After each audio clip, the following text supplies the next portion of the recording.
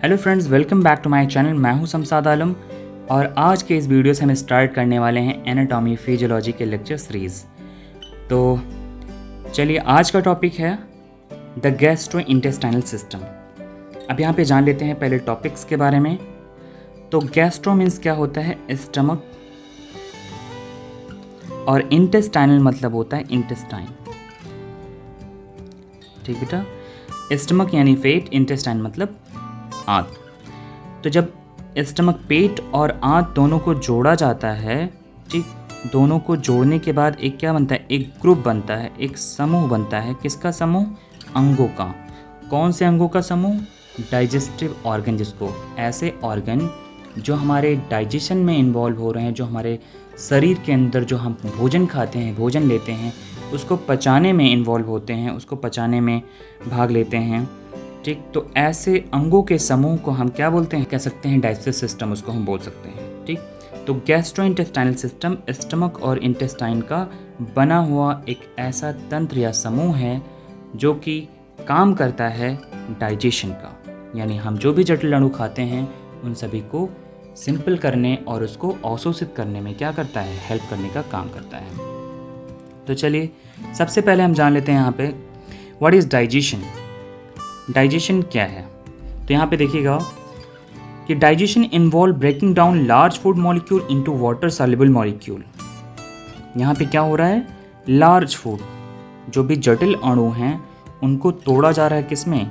Water soluble molecule में, यानी वो जल के अंदर घुलनशील हो जाएं। अभी वो अघुलनशील थे जब तक वो लार्ज यानी बड़ी मॉलिक्यूल थे, लेकिन जब उनको तोड़ दिया गया तो वो सिंपल मॉलिक्यूल जो कि वाटर के इनसाइड घुलनशील हो गए हैं, और that can be passed into the blood, और जो कि एब्जॉर्ब हो करके, अवशोषित हो करके और हमारे ब्लड में मिक्स हो जाते हैं। और उसके बाद फर्दर क्या होता है कि हमारे बॉडी के नीड, आवश्यकता अनुसार हमारे पूरी बॉडी में ट्रांसपोर्ट कर दिया जाता है। जहाँ जिस कोशिकाओं को जितनी ज़रूरत होती है वो उतना एक्सेप्ट कर लेते हैं। तो इसमें यहाँ पे आप लोगों ने देखा कि सबसे पहला स्टेप डाइजेशन। डाइजेशन में क्या होता है? कॉम्प्लेक्स फूड को सिंपल फूड में तोड़ दिया जाता है।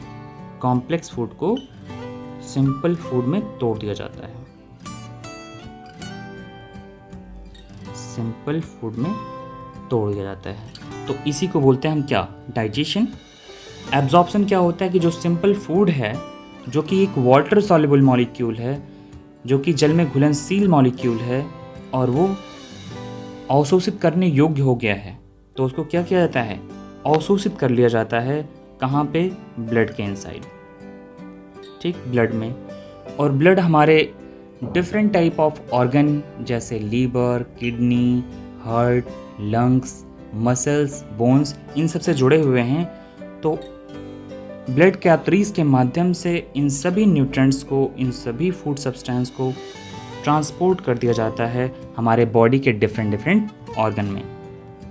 ठीक बेटा, तो यहाँ पे आप लोगों ने देखा कि यहाँ पे डाइजेशन, एब्जॉर्प्शन और ट्रांसपोर्टेशन, 3 यहाँ पे स्टेप्स हैं, और इसी को हम बोलते हैं कंप्लीट डाइजेशन। ठीक, तो चलिए नेक्स्ट हम आगे देखते हैं कि डाइजेशन होता कैसे है।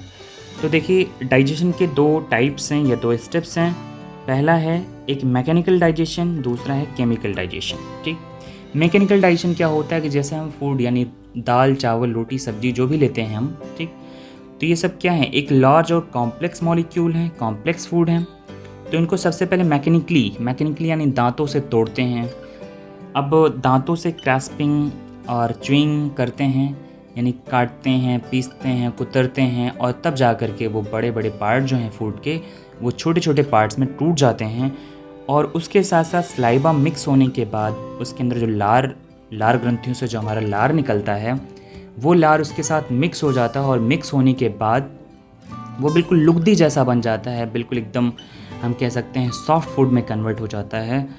और फिर उसके बाद दूसरा स्टेप्स आता है केमिकल डाइजेशन, कि जब वो फूड या जो लुगदी जैसा बना हुआ स्ट्रक्चर है, जब वो आगे की तरफ जाता है, यानी हमारे ओइसोफेगस से होते हुए, आहार नाल से होते हुए कहाँ जाता है? हमारे पर्टिकुलर स्टमक में। स्टमक के अंदर वहाँ पे जो एसिड्स मौजूद होते हैं, यानी अम्ल जिसे कहते हैं, जिसका नाम है हाइड्रोक्लोरिक एसिड, और साथ साथ डाइजेस्टिव एंजाइम यानी डाइजेशन करने वाले एंजाइम। तो एंजाइम और एसिड के द्वारा वो अपने बेसिक यूनिट यानी आधारभूत इकाई में टूट जाते हैं। तो अब देखिएगा यहाँ पे, तो यहाँ पे जो 2 टाइप्स हैं, 2 स्टेप्स हैं। एक मैकेनिकल डाइजेशन, यानी मैकेनिकल डाइजेशन में हम क्या करते हैं, कटिंग, क्रैस्पिंग, च्यूइंग, ठीक, ये सब चीज़ें करते हैं। यानी कोई भी फूड हम खाते हैं तो पहले उसको कुतरते हैं, चबाते हैं, पीसते हैं, ठीक, और पीसने के बाद इन सब में वो सलाइवा मिक्स होता रहता है, और उसके साथ साथ उसके अंदर जो एंजाइम, जैसे माउथ के अंदर टाइलिन एंजाइम होते हैं, ठीक, तो टाइलिन एंजाइम मिक्स होता है, ठीक, और उसके बाद जो भी चीज़ें वहाँ पे होती हैं उसके अंदर न्यूट्रिएंट्स, उन सभी को तोड़ करके सिंपल बनाया जाता है एंजाइम के थ्रू, जिसको हम क्या बोलते हैं, केमिकल डाइजेशन। और जब वो स्टमक में चला जाता है तो एसिड के थ्रू और डाइजेस्टिव एंजाइम्स के थ्रू क्या किया जाता है, तोड़ के उनको सिंप्लीफाई कर दिया जाता है, और फिर उसके बाद वो एब्जॉर्ब करने योग्य हो जाते हैं।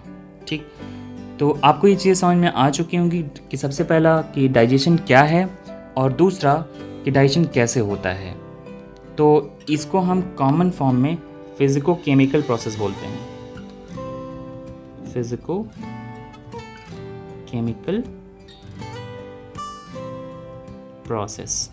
जी बेटा, फिजिको केमिकल, फिजिको मतलब होता है मैकेनिकल डाइजेशन और केमिकल मतलब होता है केमिकल डाइजेशन। ठीक, तो डाइजेशन की दूसरी डेफिनेशन भी बन सकती है कि digestion is a physico chemical process in which complex food convert into simplest food, और सिंपलेस्ट या वाटर सॉल्युबल या एब्जॉर्बल फूड।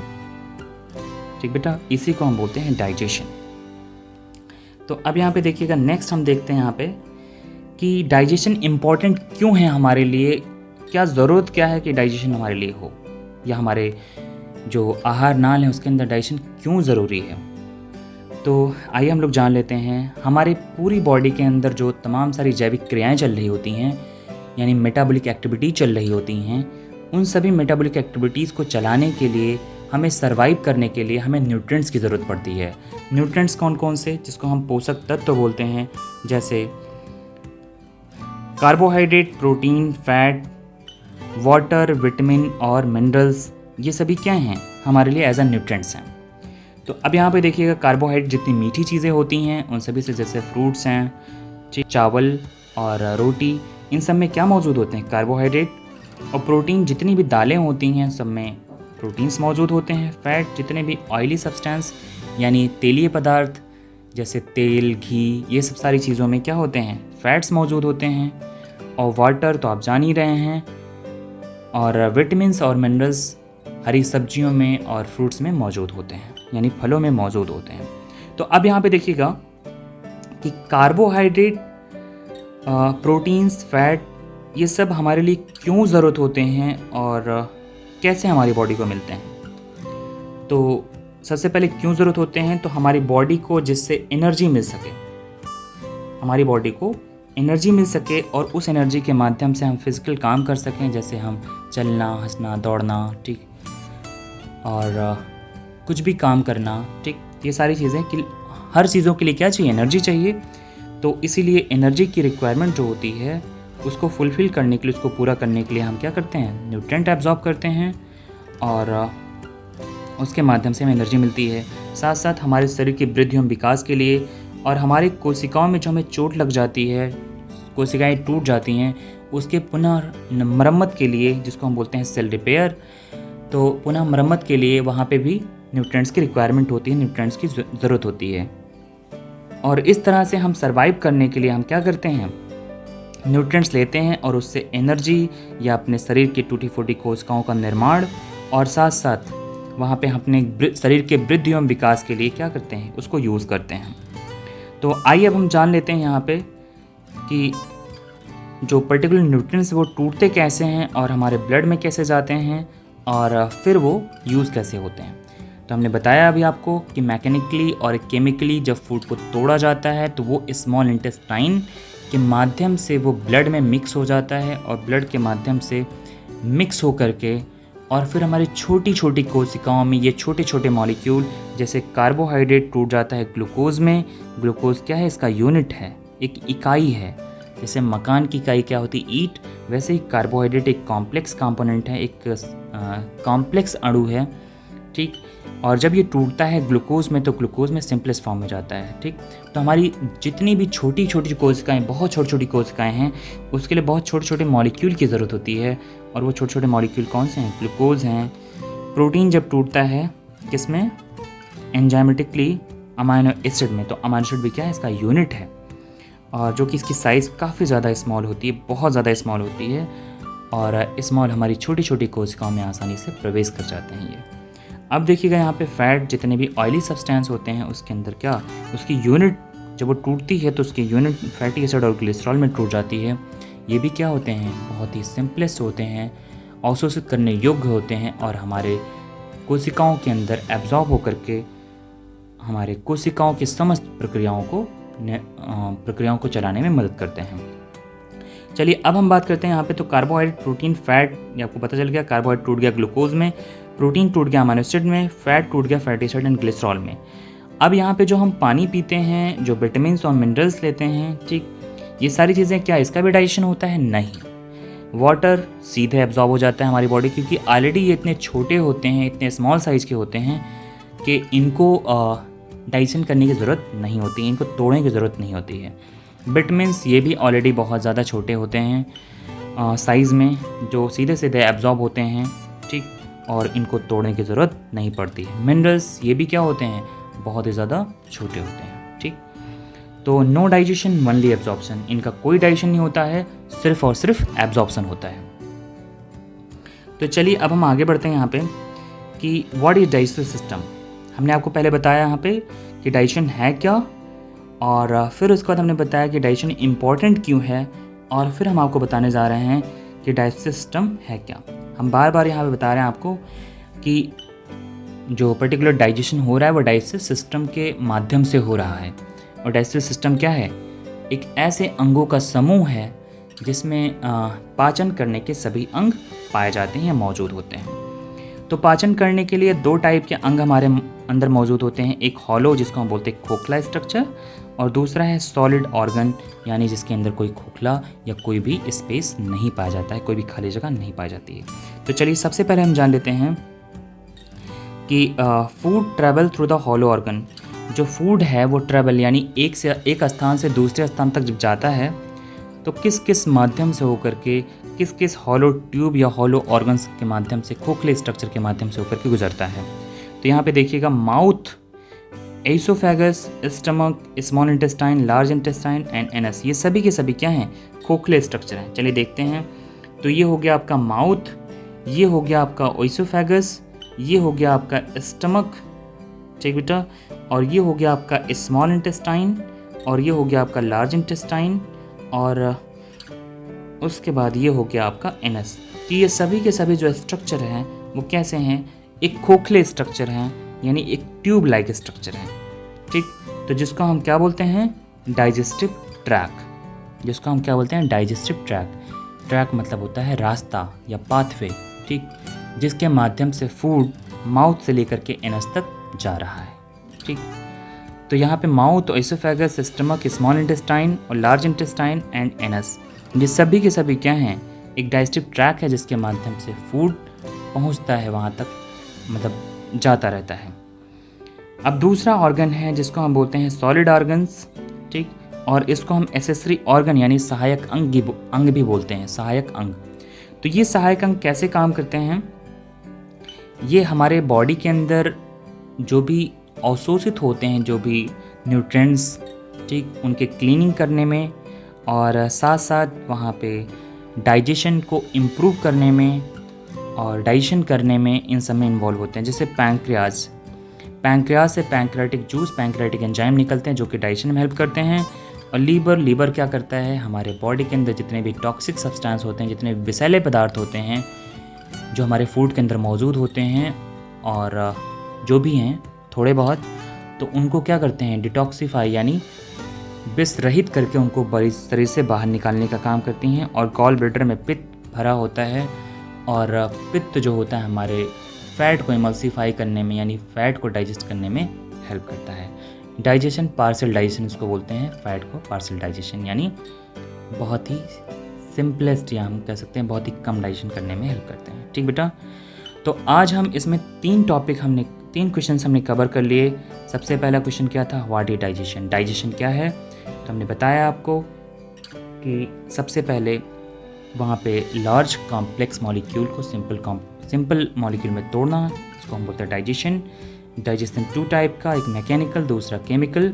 मैकेनिकल में हम तोड़ते हैं अपने दांतों से, और केमिकल में एंजाइम के द्वारा फूड को तोड़ते हैं, और जब वो कम्प्लीटली टूट जाता है तब फिर वो हमारे ब्लड के अंदर एब्जॉर्ब होकर के हमारी कोशिकाओं की आवश्यकता अनुसार छोटी छोटी कोशिकाओं के अंदर वो छोटे छोटे मॉलिक्यूल टूटे हुए पहुंच जाते हैं और वो अवशोषित करने के योग्य बन जाते हैं।